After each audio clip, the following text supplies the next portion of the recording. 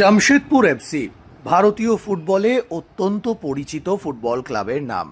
2017 সালের 12ই জুন থেকে পথ চলা শুরু।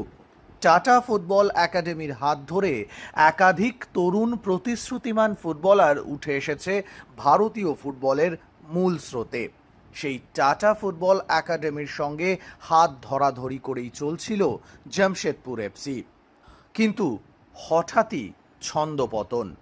2026-27 মরশুম থেকে আইএসএল না খেলার সিদ্ধান্ত জানিয়েছে জামশেদপুর এফসি।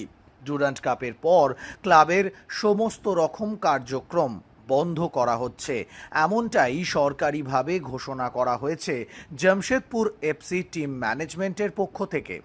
চলতি মরশুম থেকে তারা আর ভারতীয় ফুটবলের কোনো প্রতিযোগিতায় অংশ নেবে না। এমন খবরে খুব স্বাভাবিকভাবেই ধাক্কা লেগেছে ভারতীয় ফুটবলে। আঘাত পেয়েছেন জামশেদপুর এফসির সঙ্গে যুক্ত প্রতিটি ফুটবলার। নিজেদের সমাজ মাধ্যমে একটি ভিডিও বার্তা প্রকাশ করে আবারও জামশেদপুর এফসিকে ফুটবলের মূল স্রোতে ফেরার অনুরোধ জানিয়েছেন প্রতীক চৌধুরী থেকে শুরু করে প্রণয় হালদার, যারা দীর্ঘদিন ধরে জামশেদপুর এফসির সঙ্গে যুক্ত। এই Jamshedpur FC ISL league shield জয়ী দল। গত মরশুমেও তারা আইএসএল এর প্রথম তিনে থাকার লড়াইয়ে ছিল।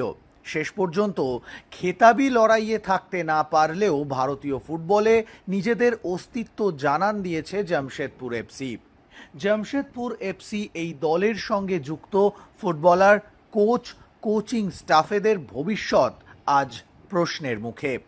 তাদের মধ্যে অনেকের কাছেই নতুন ক্লাবের অফার ছিল, কিন্তু জামশেদপুর এফসি তাদের কাছে একটা পরিবারের মতো। তাই জামশেদপুর এফসিতেই তারা থাকতে চান। আরও একবার এই সিদ্ধান্ত পুনর্বিবেচনা করার আবেদন জানিয়েছেন প্রতীক চৌধুরী, প্রণয় হালদারের মতো ভারতীয় ফুটবলের ফুটবলাররা। কি বললেন তারা এই ঘটনার পরিপ্রেক্ষিতে? Hello everyone. It's been a shock for us since yesterday when we heard the news, when we were told that the club is going to shut operations. After this, we won't continue after the Durand Cup. So we were confused. Obviously, we were angry. We were worried about the future. We still are. It was very unexpected because it is Tata's. Because we've always trusted the name, trusted the brand. Because we as individuals, as players, everyone are professionals and everyone had offers from many different clubs, but everyone here chose Tata's because it's a brand. There's a trust thing that comes in when you hear Tata's. So ये सोचिए हम लोगों ने we joined this team and we've been associated with this team since last 4-5 years, and we've tried our best to do well. And in this last decade, I think as a club we have achieved a fair bit of success. हम लोग shield champion हुए थे, and since last 2 years we've been fighting for the top, for the championship. और इसी के दौरान if we speak about development, there are players who've been coming from the academy who have stepped up, जो senior team में आए, जो खेले, and who have went on to play the national team.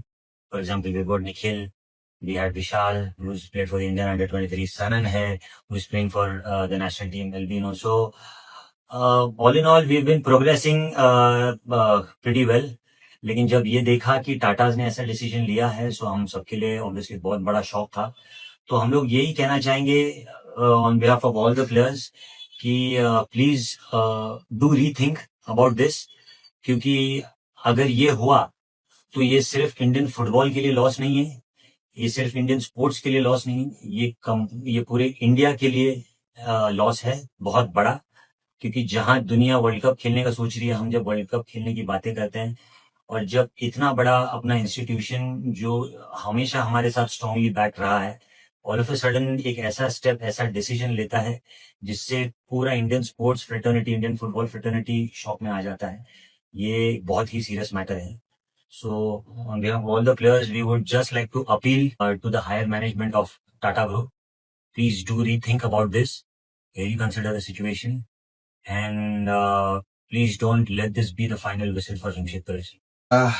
As a senior player, folded hands मैं request करता हूँ जो Tata group का हेड ऑफ द डिपार्टमेंट, ये लेगेसी जो टाटा फुटबॉल एकेडमी से जो यूथ इधर जेएफसी का जो प्लेटफॉर्म है, एक अच्छा अपॉर्चुनिटी है, बिग अपॉर्चुनिटी है जो इंडियन टॉप लीग में कंपटीशन करे। सो ये लेगेसी आप लोग कंटिन्यू रखे। ये मेरा ऑन बिहाफ माई साइड, मेरा तरफ से ये जो हेड ऑफ द डिपार्टमेंट है टाटा स्टील टाटा ग्रुप का, ये आप लोग कंटिन्यू रखें। Thank you.